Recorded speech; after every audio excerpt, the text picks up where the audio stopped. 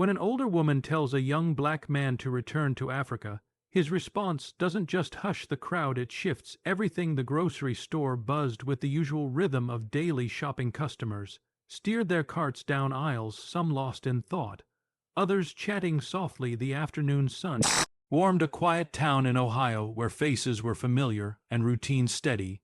But today's routine would take a turn in a way no one expected. Over by the fruits and vegetables, an elderly woman, likely in her late 70s, stood adjusting her glasses. She exuded impatience, mumbling under her breath.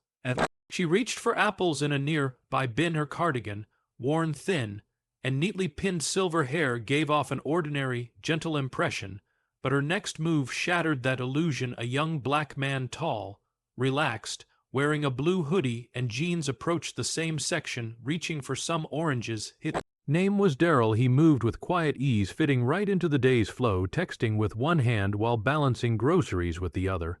And then it happened. She turned, suddenly noticing Daryl nearby, and her expression hardened. It wasn't subtle. Her eyes narrowed, lips pressed tight. "You people don't belong here," she declared in a voice that carried. Daryl's fingers paused mid-text. He glanced up, stunned, but she wasn't finished. Her voice sharp, slicing the air. "Why don't you go back to Africa, where you came from?" A dense silence settled. A few shoppers froze in place. Some exchanged uneasy looks. Others pretended they hadn't heard. The normal buzz of the store vanished, replaced by an uneasy stillness that lingered far too long. Daryl's first reaction was disbelief. His brows drew together, and for a second it looked like he might fire back, but he didn't. Instead, he inhaled slowly, his face blank, as if he were carefully choosing his words. The woman stood firm, still holding her apples. No apology, no hesitation. The air was thick with discomfort, and everyone near-by felt it. A young mother quickly guided her child away. As an older man stood near the potatoes, he glanced at Daryl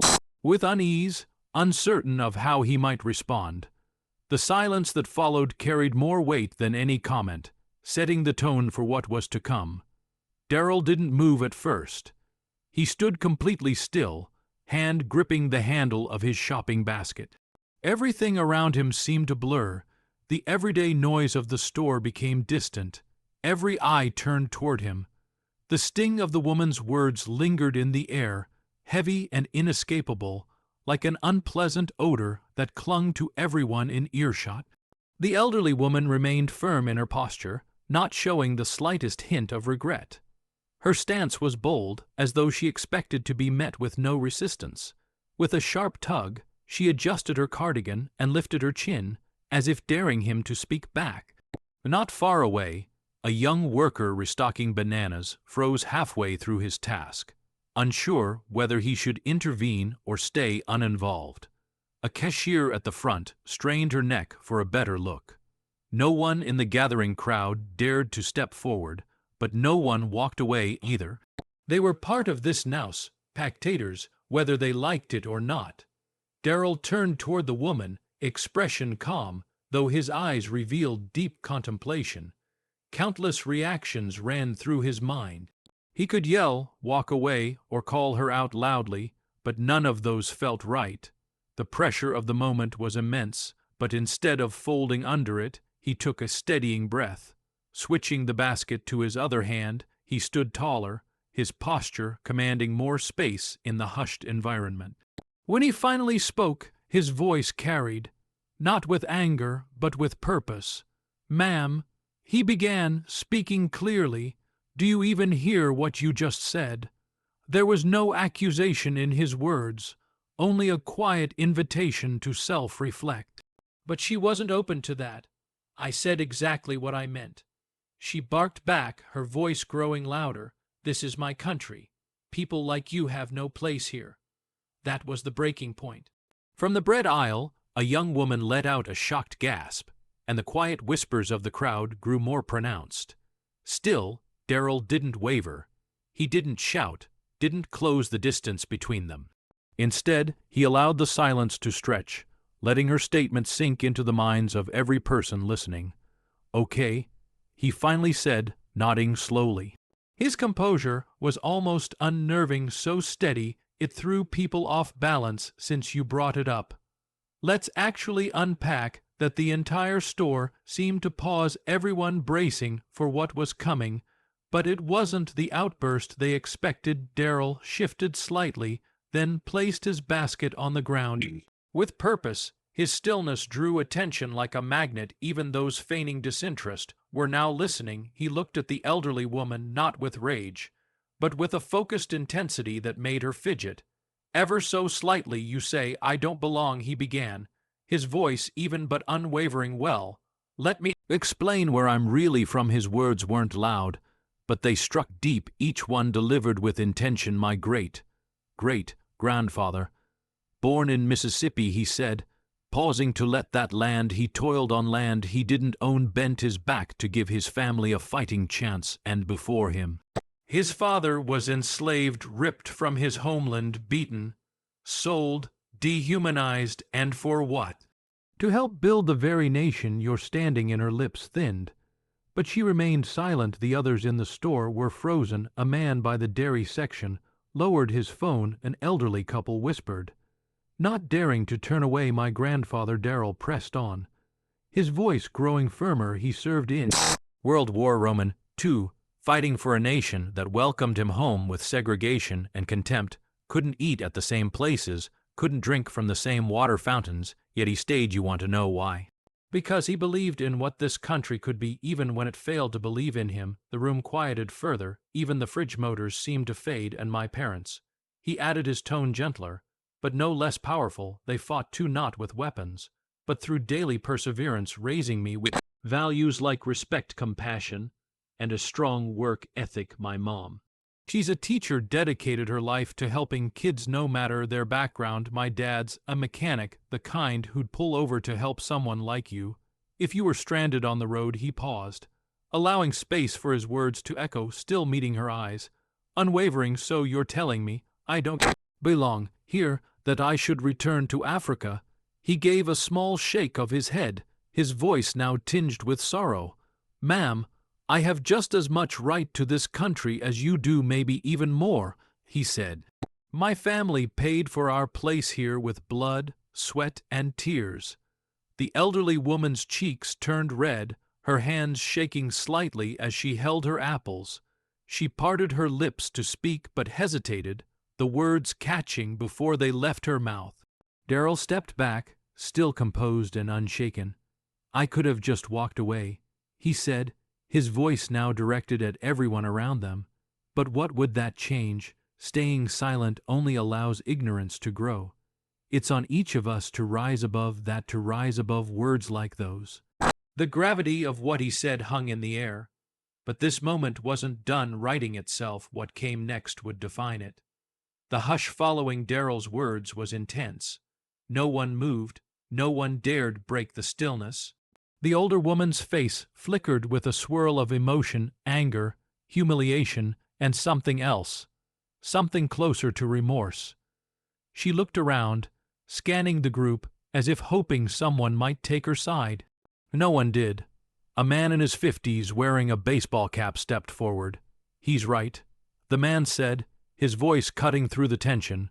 "We need to be better than this." His words seemed to shatter the invisible wall. Near the frozen section, a woman nodded slowly. "My father served in that same war," she murmured, her voice a little shaky. "He used to say the only color that ever mattered was the red in our flag." Whispers turned to voices. A young cashier, barely out of her teens, called from behind her counter, "I've never seen anyone handle something like that with so much grace. Thank you." The older woman, now clearly flustered, tightened her grip on her cart. She didn't offer an apology, but her defiance had faded. When she finally spoke, her tone had softened, almost as if seeking understanding. "I didn't mean," she began, but then stopped, unsure of herself. Darrell turned toward her, his face no longer stern but kind. "It's not about what you meant," he said calmly. "It's about how it came across. Words matter. What we do matters even more." A man by the deli started clapping, slowly at first, unsure if anyone would join. But then someone else added their hands to his, and then another. Before long, the applause grew, rolling over the aisles like a wave. It wasn't loud, but it was undeniable. Darrell didn't smile or bow. He didn't wave or try to soak in the attention. He simply picked up his basket, gave the older woman a small nod, and walked back toward the checkout line. The crowd slowly resumed their errands, but things felt different now. The energy had shifted. The store was still the same, but the people in it weren't. By the time Darrell left the store, his groceries bagged and paid for, the moment had already started to spread. Someone had recorded it on their phone. Within hours, the clip would go viral, but none of that mattered to Darrell just then. What mattered was what had happened in that store, in that small moment that started with hate and ended with a community waking up. He didn't need to be a hero, he hadn't asked to be one, but by choosing dignity over anger and truth over silence, he had turned a cruel comment into something no one there would forget. And sometimes, that's all it takes, one voice refusing to back down to remind everyone else what really matters. Applause echoed not just for what Darrell said, but for the strength it took to face hatred with composure. The elderly woman scanned the crowd one last time, her expression drained of color, then silently pushed her cart toward the door. As she exited, a few individuals approached Darrell, offering quiet support. One woman gently placed a hand on his shoulder and said, "Thank you for speaking the truth." Darrell offered a faint smile, lifting his basket once more. Sometimes, he murmured, more to himself than anyone else, "It's not about proving a point, it's about making sure the truth gets heard." Gradually, the crowd drifted away, the earlier tension replaced by a mood of contemplation. Some seemed uplifted, others pensive, but everyone appeared touched in some way. The confrontation had ended, but the echo of Darrell's words lingered. What followed would make a lasting impression. As people resumed their shopping, something in the store's energy had shifted, a quieter, more thoughtful atmosphere. Darrell finished picking out his groceries, his pace steady, as if still processing all that had occurred. Though the moment hadn't broken him, it left him deep in thought. At the register, the young cashier who had spoken earlier scanned his items, offering a shy but sincere smile. "What you said back there," she began, pausing, "really meant something. Not many people step up like that, especially with so much grace." Darrell returned the smile, his voice kind. "Sometimes grace is the only thing that cuts through. Anger just puts up more barriers." Outside, the sun dipped lower, casting stretched shadows across the pavement. As Darrell headed to his car, he noticed the older woman sitting in hers, gripping the steering wheel hard. He thought briefly about approaching her, but chose not to. Some realizations need time, and he'd already said enough. Later that night, Darrell sat at the kitchen table with his father, retelling what had unfolded. His father, a man of reserved wisdom, listened carefully, his fingers interlaced in front of him. "You handled that right, son," he finally said, "not just for yourself, but for everyone who witnessed it. Someone like her, she may not change all at once, but you planted a seed. That's sometimes all a man can do. Nurture the seed and let it flourish." Darrell gave a slow nod. His father's words sinking in, he understood that, though the moment had been uncomfortable, it was necessary. Ignorance doesn't fade unless it's addressed, and silence only helps it grow across the city. The elderly woman sat at her kitchen table, a full plate of food untouched in front of her. Darrell's voice echoed in her memory, each sentence.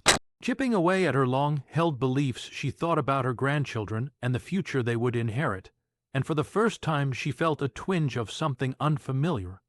Uncertainty in the days that came after news of the grocery store. Confrontation made its way through the neighborhood. People spoke of Darrell's composure, his bravery, and the grace with which he responded. It turned into more than a single incident, it became a story. A powerful reminder of the impact of words and why it's vital to speak out against injustice. Darrell never looked for recognition for his actions, yet the effect rippled through the community in unexpected ways. Strangers approached to thank him. Many opened up about their own experiences with bias and endurance. His quiet defiance had ignited discussions that had long been pushed aside. The elderly woman, too, began to slowly shift. It didn't happen overnight, but she started reflecting on the values she had clung to. For most of her life, she wasn't sure if their paths would cross again, but if they did, she hoped she'd have the strength to say she was sorry. Moments like these remind us what compassion, courage, and honesty can do when faced with bigotry. They teach us that taking a stand doesn't always require shouting. Sometimes it means speaking with clarity and letting truth carry the message to anyone listening. Let this moment stay with you. What you say and do matters. Your words can cause harm or offer healing. They can drive people apart or bring them together. If this story touched you, don't forget to like, share, and subscribe. Together, we can be part of a message of hope, bravery, and empathy, and move closer toward building a world where everyone feels seen, heard, and valued.